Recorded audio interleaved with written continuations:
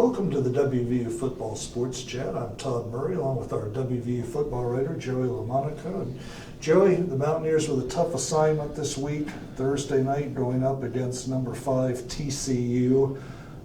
Not a whole lot of people are going to be picking the Mountaineers to win this one. What are you sensing and talking with the players and coaches about their thoughts on this? Oh, they're confident. Every year, this is a close game.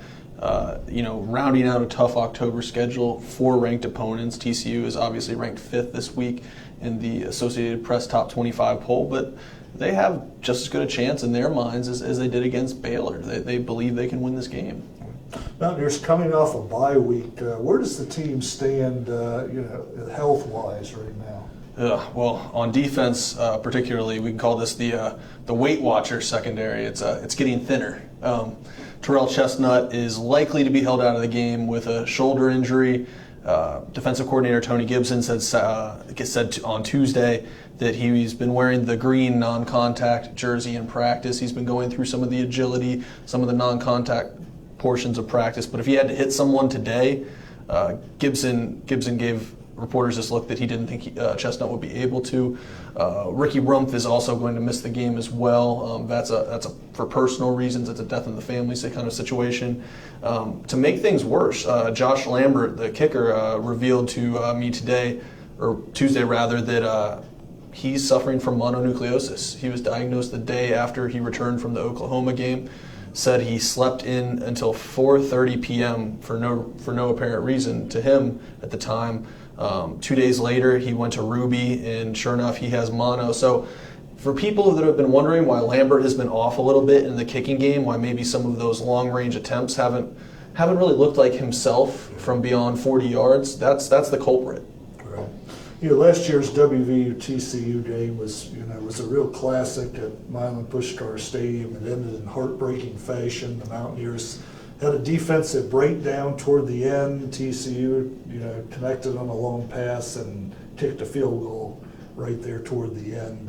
What have you heard from the veterans on as far as motivation from last year?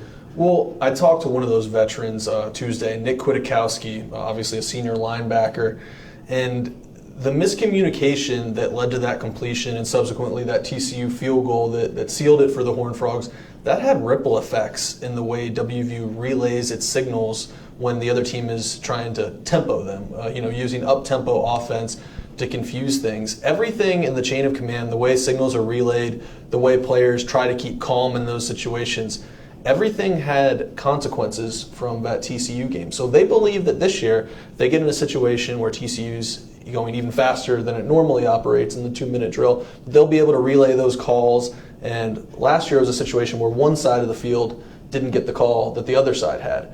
They're confident that kind of breakdown won't happen this year. Right. Yeah, some interesting parallels between WVU's David Sills, a highly touted quarterback who is playing receiver right now, and then TCU star Trevon Boykin, who started out as a wide receiver for the Horned Frogs and now an outstanding quarterback. Well, David Sills has a long way to go to be compared to Boykin, either in terms of a receiver. He was the Horned Frogs' leading receiver his sophomore year, or as a quarterback. Obviously, he's not at that level yet at either position. It's funny, Sill's emergence at wide receiver last week surprised a lot of people. But you know who it didn't surprise?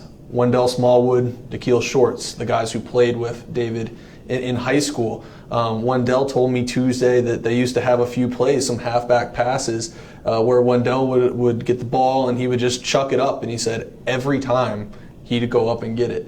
So there is that parallel there between Boykin and Sills in that they have the potential to play both positions. And for Sills, much like it was for Boykin a couple of years ago, his future is not yet settled. They don't know where he's going to end up. This staff is going to reassess where Sills is in January, and they'll go from there. Should be interesting Thursday night in Fort Worth, Texas. Joey, thanks for your time as always, and please continue to follow our WVU football coverage on thedpost.com.